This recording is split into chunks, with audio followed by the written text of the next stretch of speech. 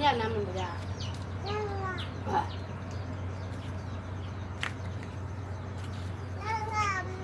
นางมันบ่ยากนะยากแต่นางนี้ล่านี่ยากแต่นางนี้นางยากกินเนื้อ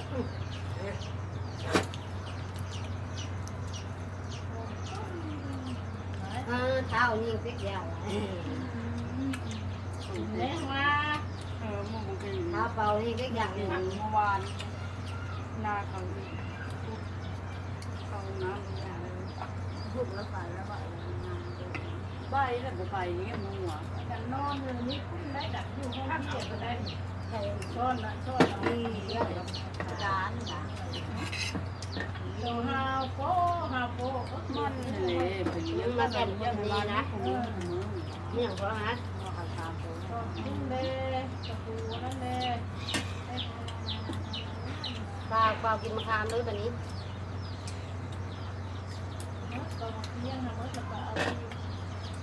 เทปลามันลงกับบ่เอาไม่กินเด้อเทปเลยล่าเลยเราจะไม่ง่าย นอกล่าแล้บลาโอ้ยใบมันน้ำมะขามแดงนี่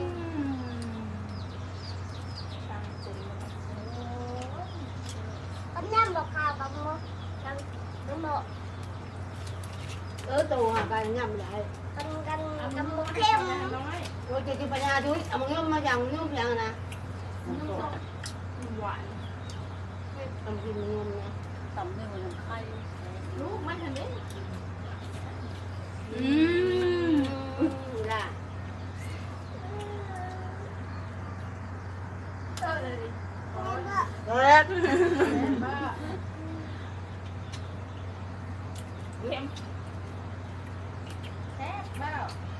พอจำไหนคนนี้กันกินเลยได้บ่ายนะจำมันโดนกันไปมือเลยนี่ไปจ้ำเกลือไปลูกปั๊บต้องเกลือแล้วคุณเด้อคุยคนเสียตะกี้ก็น้ำตาลมัน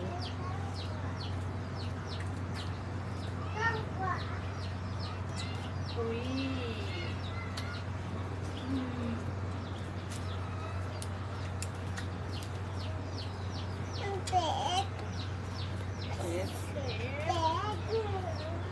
ไม่กินน้ำ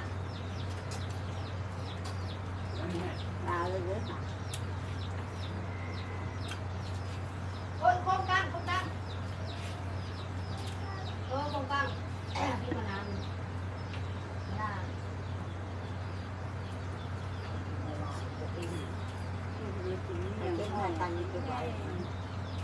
เอาไม้ไผ่มาเลย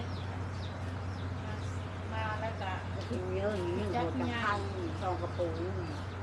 ตามมาพวกแบบนี้ที่มะขามห่างไม้ส้มไม้ฟางผักอะไรนั่นหว่า พวกเลยเลยดูดีจะเปลี่ยนหน้า